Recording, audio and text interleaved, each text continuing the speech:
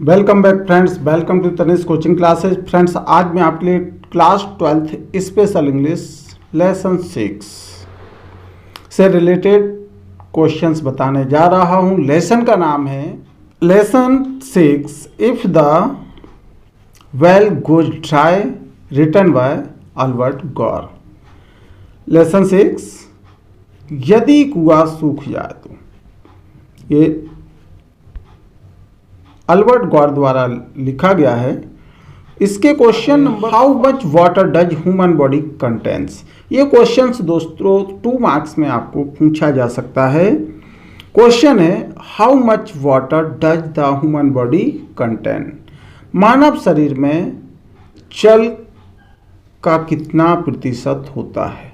How much water does the human body contain यानी मानव शरीर में जल की मात्रा, पानी की मात्रा कितनी होती है। तो answer is the human body contains 71% water. मानव शरीर में 71% जल की मात्रा होती है। Question number 2, since when has been changing the relationship with the earth drastically. Answer is man has been changing the relationship with the earth drastically since the industrial revolution। Question में पूछा गया है कब से मानव का पृथ्वी के प्रति जो संबंध है वो परिवर्तित हो गए हैं, बदल गए हैं, बदल चुके हैं। तो आंसर होगा man has been changing his relationship with the अर्थ।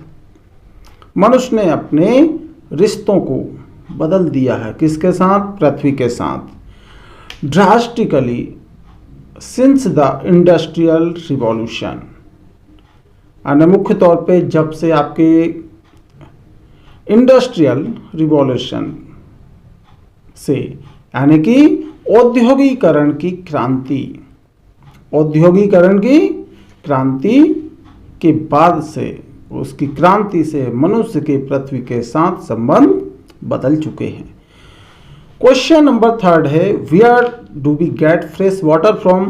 तो दोस्तों ये क्वेश्चन इंपॉर्टेंट क्वेश्चंस बनता है जो कि आपको एग्जाम में अक्सर पूछा जाता है, या फिर आपका ऊपर वाला जो क्वेश्चन है ये भी आपको एग्जाम में पूछा जा सकता है।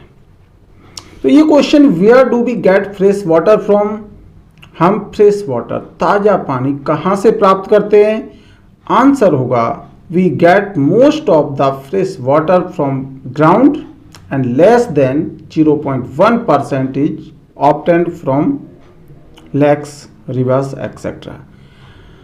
हम ताज़ा पानी जमीन से 0.1% से भी कम इज ऑब्टेन्ड। यहाँ पे मोस्टली हम जो ताज़ा पानी ज़मीन से प्राप्त करते हैं और 0.1% से भी कम पानी हम लेक और रिवर्स से प्राप्त करते हैं। तो दोस्तों इस तरीके के क्वेश्चंस में आपको बताने और समझाने वाला हूँ। आशा करता हूँ कि आपको हमारा वीडियो पसंद आया होगा।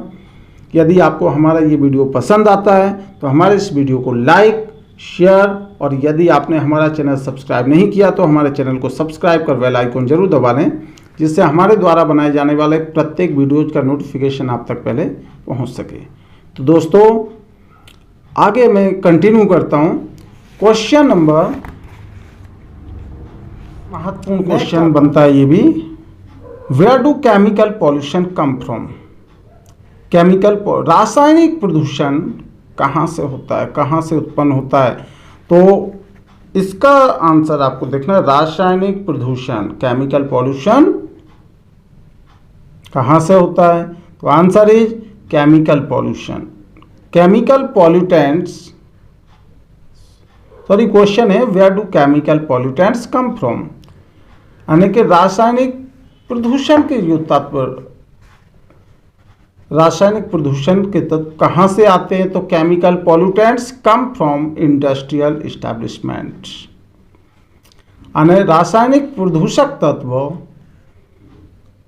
औद्योगिकरण की स्थापना से आते हैं।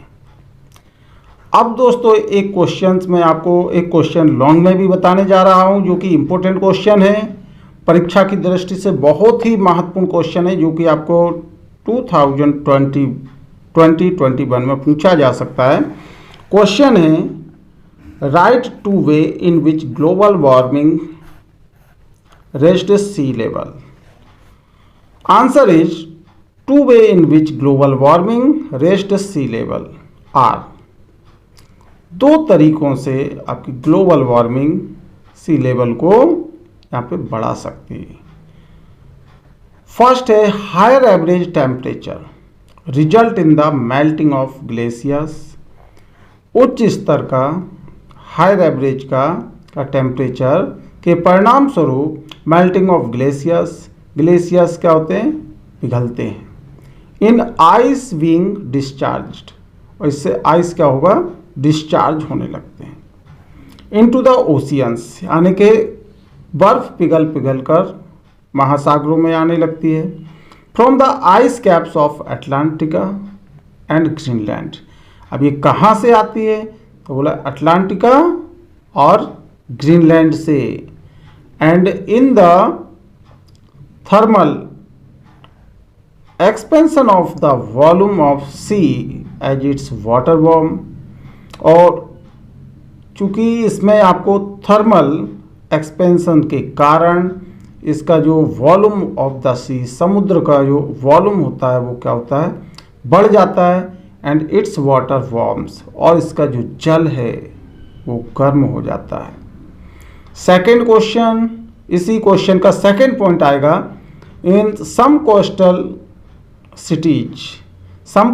cities like Miami, the fresh water equators on which it relies for its drinking water actually floats on salt water, so that rising sea would push the water of table up in some cases to the surface। तो in the coastal cities, यानी कि जो आपका समुद्री किनारे के शहर हैं, जैसे मियामी, फ्रेश वाटर, यहाँ पर इक्यूफर, तो एक तरीके से fresh water aquifer, on which it's relies, ऐसा रिलाइज किया जाता है कि for it's drinking water actually, कि ये वास्तव में यहाँ का ड्रिंकिंग वाटर है। फ्लोट्स ऑन सॉल्ट वाटर, और जो ड्रिंकिंग वाटर है वो बह करके कहाँ, सॉल्ट वाटर में, यानी खारे पानी में चला जाता है। So that rising seas would push the water table up in, और इस तरीके से आपका राइजिंग सी वुड, जो बढ़ने वाले समुद्र हैं, वुड पुश द वाटर, उस वाटर को, उस पानी को पुश करते हैं। Table up in some cases to the surface, कहाँ की ओर, सरफेस की ओर कुछ केसेज में वो पुश करते हैं। तो दोस्तों इस तरीके से हमारा ये आंसर भी कंप्लीट हो जाता है। आशा करता हूँ कि आपको हमारा वीडियो पसंद आया होगा, और यदि आपको हमारा वीडियो पसंद आया दोस्तों, तो हमारे इस वीडियो को लाइक, शेयर, और यदि आपने हमारा चैनल सब्सक्राइब नहीं किया है, तो हमारे चैनल को सब्सक्राइब कर बेल आइकन जरूर दबा लें, जिससे हमारे द्वारा बनाए जाने वाले प्रत्येक वीडियोज का नोटिफिकेशन आप तक पहले पहुंच सके। तो दोस्तों ये आपका अभी फर्स्ट वीडियो है इस लेसन का। एक वीडियो और मैं इससे रिलेटेड डालूंगा, जो कि इंपॉर्टेंट क्वेश्चन उसमें होंगे। Friends, thanks for watching this.